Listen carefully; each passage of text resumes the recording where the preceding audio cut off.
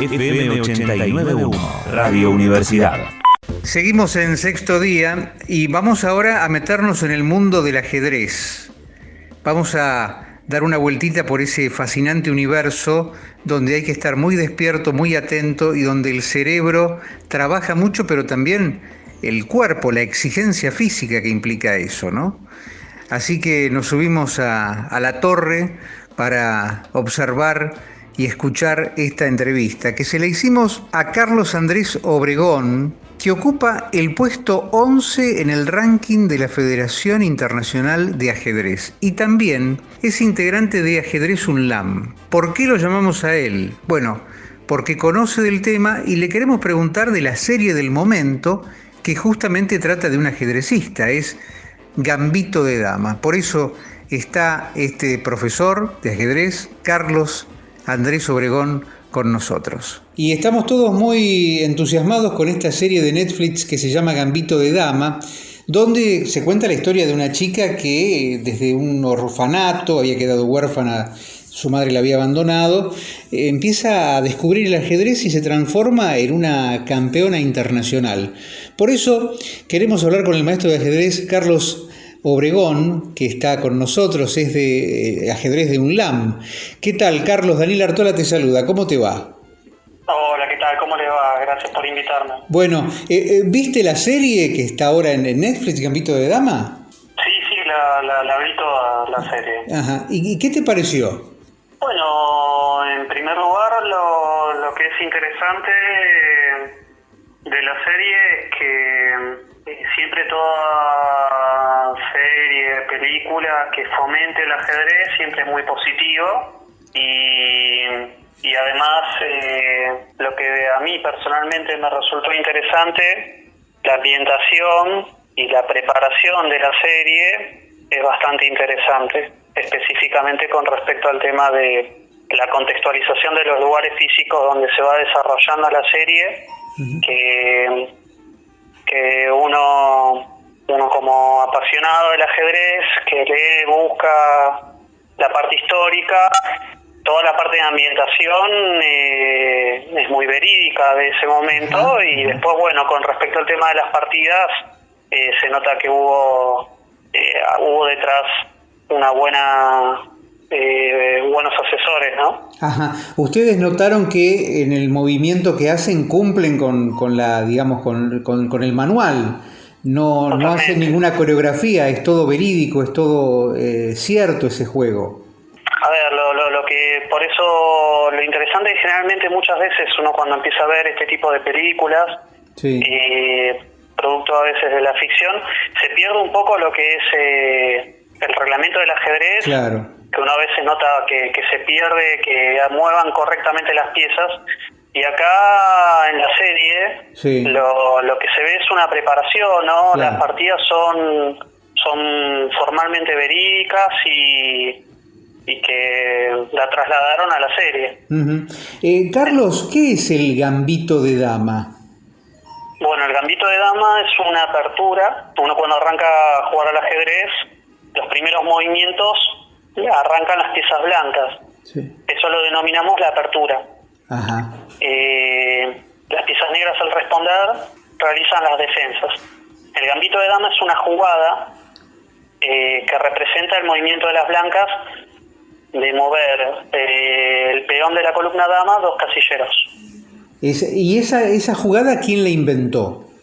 Bueno, es una jugada que remonta ya desde década 1800, siglo XIX. O sea, es una jugada que tiene mucha historia, mucha trayectoria, ¿no? Uh-huh. Y que se fue desarrollando hasta se juega actualmente. O sea, que hay mucha tela para cortar, ¿no? Cuando uno habla de justo esta apertura que titula la serie de Netflix. Claro, por eso llama tanto la atención, y muchos que no conocemos o que pasamos ahí muy por encima del tema de ajedrez, nos sorprendió el título, ¿no? Pero para ustedes es muy tradicional este tipo de jugadas. Sí, quizás también uno puede entender que es interesante como El título también va denominado, en este caso, a que la protagonista es femenina, entonces eso le da un valor agregado, ¿no? Sí. Bueno, hay varias jugadoras, ¿no? Mujeres, aquí nosotros también tenemos importantes figuras. ¿Podés nombrar algunas de ellas? Bueno, actualmente hay muchas jugadoras que representan, ¿te referís a nivel nacional o mundial? Nacional, mundial, no sé, me acordaba de... Bueno, actualmente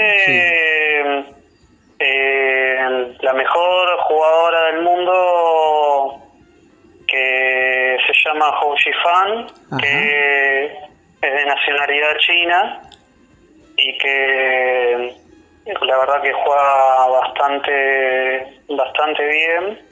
Y después, bueno, a nivel nacional, representante del equipo olímpico femenino, está la mejor jugadora de Argentina, que se llama Carolina Luján. Carolina Luján. Y anteriormente estaba Amura, era, ¿no? Claro, Claudia Amura, digamos que es la histórica referente del ajedrez femenino durante muchos años. Siempre jugó la mejor jugadora de Argentina, incluso dentro de lo que sería absoluto, donde vincula tanto el ajedrez femenino y el masculino, se ha destacado, o sea, totalmente. Ambas jugadoras se han destacado. ¿Y por qué los rusos son como referentes? No sé si ahora, pero bueno, la película que está ambientada la serie que está ambientada en los años 60 muestra que ir a competir a Moscú era como llegar a los niveles más exigentes y también importantes, ¿no? Claro, bueno, ya digamos que en ese contexto, periodo de la ex Unión Soviética, el desarrollo en ajedrez estaba bastante trabajado en esos lugares, y particularmente había escuelas de ajedrez, escuelas de formación que a nivel competitivo en ese lugar, en ese contexto histórico, se desarrollaba el mejor ajedrez del mundo, ¿no? Claro. Creo que a comparación de otros lugares, se notaba en la ex Unión Soviética un desarrollo científico que, a mi manera de ver, había una vinculación no solo con la preparación técnica del ajedrecista, de conocer jugadas, que es lo más típico que uno va desarrollando, sino que también había una preparación física, de estar en buen estado físico para soportar, tener una resistencia de muchas horas jugando, que uno cuando ve la serie ve que están esas cosas que se llaman partidas suspendidas, ¿no? Sí, exactamente. Hay un momento que hacen como un recreo, ¿no?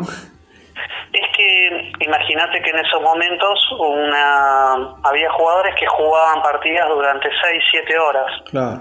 Lo cual quizás uno le llama la atención que un ajedrecista diga preparación física, ¿no? Pero imagínense 7 horas sentado en una silla, con una atención enorme, pensando en una partida, que derivaba a que en ese contexto, de acuerdo a los jugadores, se suspendiera la partida y se continuara el día siguiente desde esa posición. O sea que también las partidas podían durar mucho más.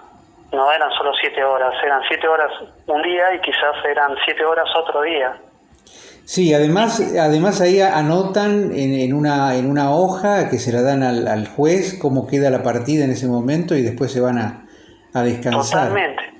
Y lo interesante, que trayendo a colación, ¿no?, un poco lo sucedido en la serie, que uno ve, y que eso existió en ese contexto, que uno no descansa porque a veces tiene que preparar cómo continúa la partida. Y a veces, muchas veces, por ejemplo en la ex Unión Soviética, era muy a menudo que los analistas, en este caso era grupal, entonces facilita mucho cuando uno está viendo una partida grupalmente, contra uno que lo hace solo.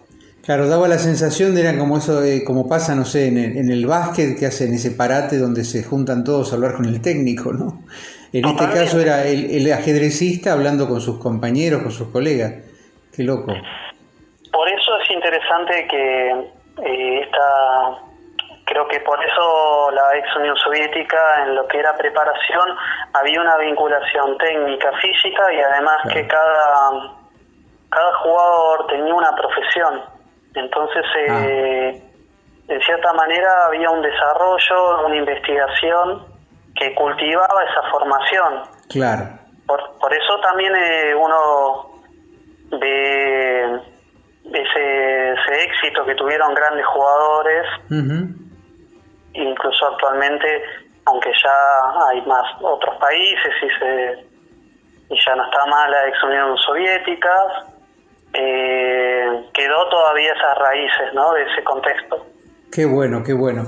Realmente muy interesante, Carlos, y yo me imagino que quizás a partir de este tipo de fenómenos masivos, algún chiquito pregunte o quiera ir a practicar o aprender ajedrez, ¿no? Tiene ese rebote en el público a veces, pasa eso. Creo que eso es algo de lo que, como te decía al inicio, positivo, que abre estos espacios. Además que, en cierta manera, como que la serie te va llevando, ¿no?, a ver que tanto hay muchos juegos, ¿no?, pero el ajedrez tiene esto que te genera mucha pasión. Está muy bien, claro, claro. Carlos, si fueras alguna pieza de las 16 del tablero, ¿qué pieza serías? Interesante. Difícil responder eso, ¿no? Uno que ya está más vinculado a ver todo el juego. Bueno, podría decir así, el caballo, ¿no? ¿Por qué? Porque el caballo lo que tiene, que a diferencia de las otras piezas, tiene la particularidad que su movimiento salta por arriba de otras piezas. Ajá.